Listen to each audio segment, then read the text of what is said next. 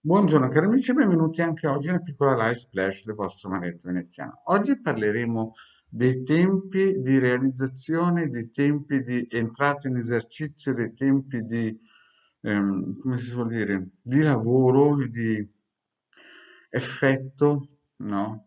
Di, di sviluppo di un lavoro magico che può essere un rito propiziatorio, una fattura nera, una maledizione e quant'altro.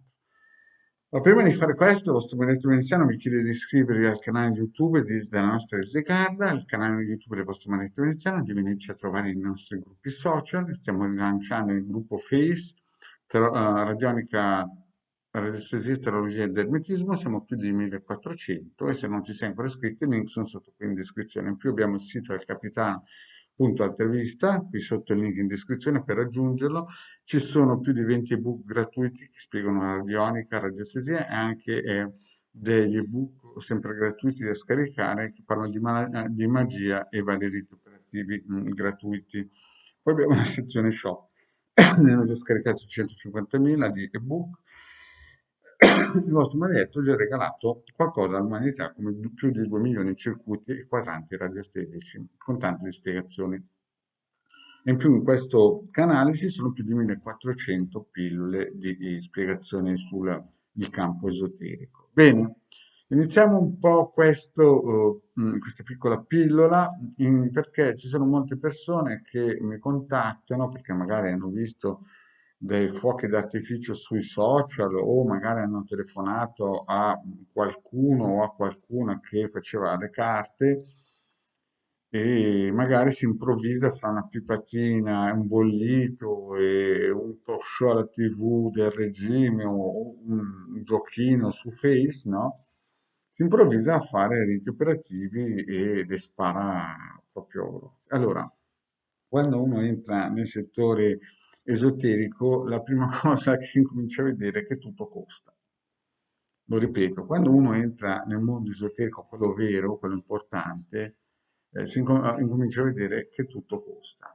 Certamente a un certo livello, a una certa qualità, ci vuole tempo, denaro, energia, salute fisica, salute mentale, qualità animica e tante variabili insieme, no?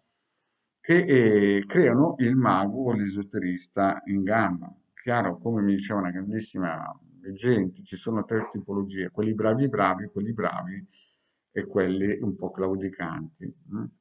E quindi strada facendo il mago, il magus, l'esoterista, acquista sempre più abilità, riesce più spesso a comunicare con le entità e quant'altro.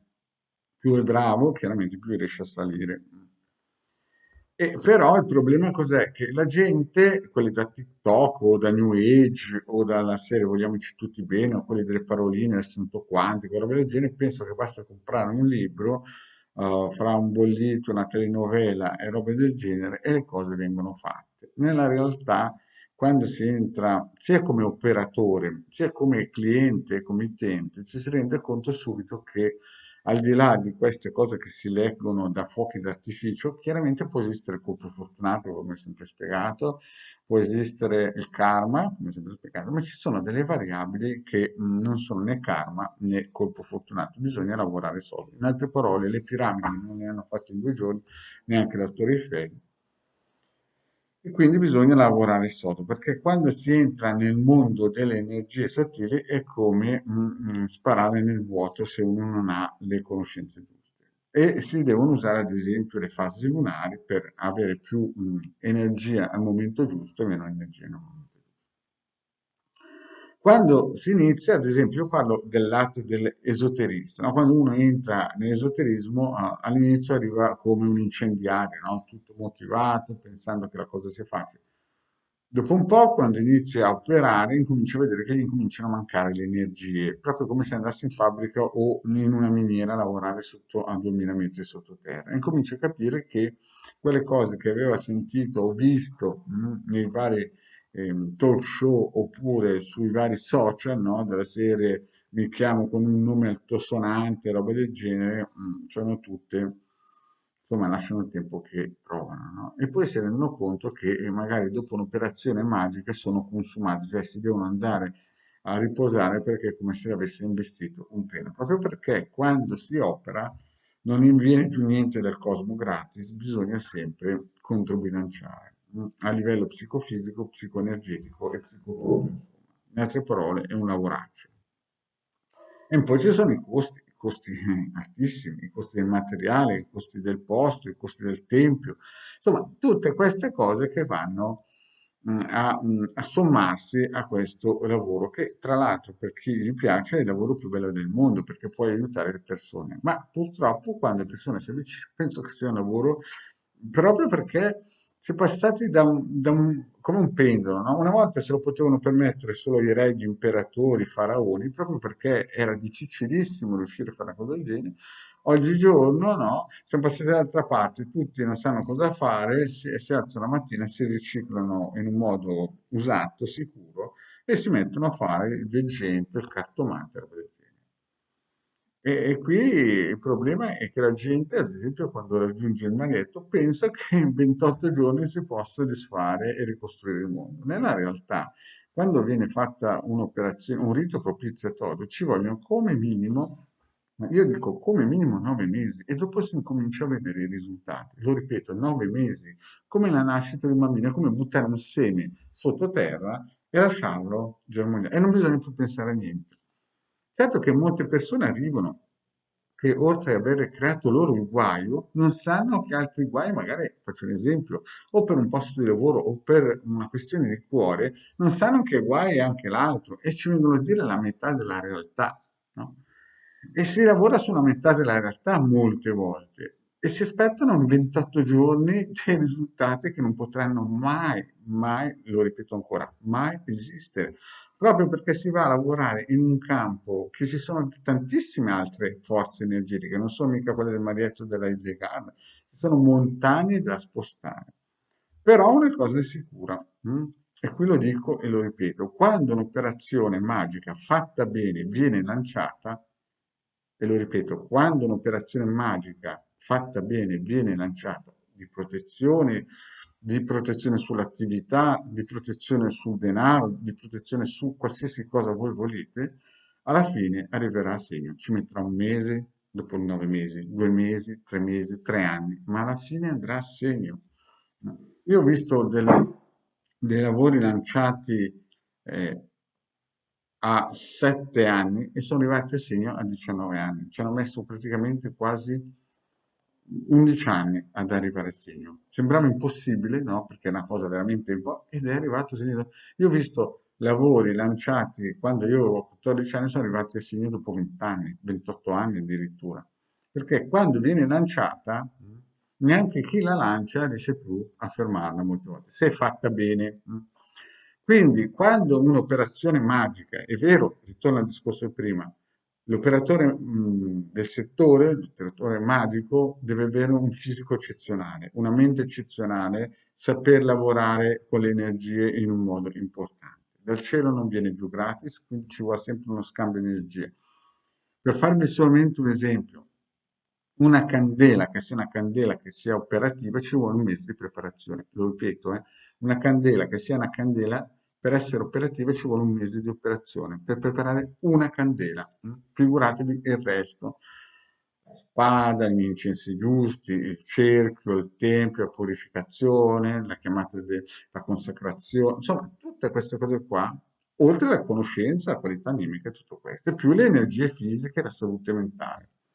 Quindi capite che quando si entra in questi campi e vengo contattati da persone che non vogliono spendere niente, non avranno mai niente, proprio perché materialmente già i costi fissi sono così alti che una volta se lo potevano permettere solo gli imperatori, i faraoni, i presidenti di multinazionali e robe del genere, cosa che fanno ancora tutt'oggi.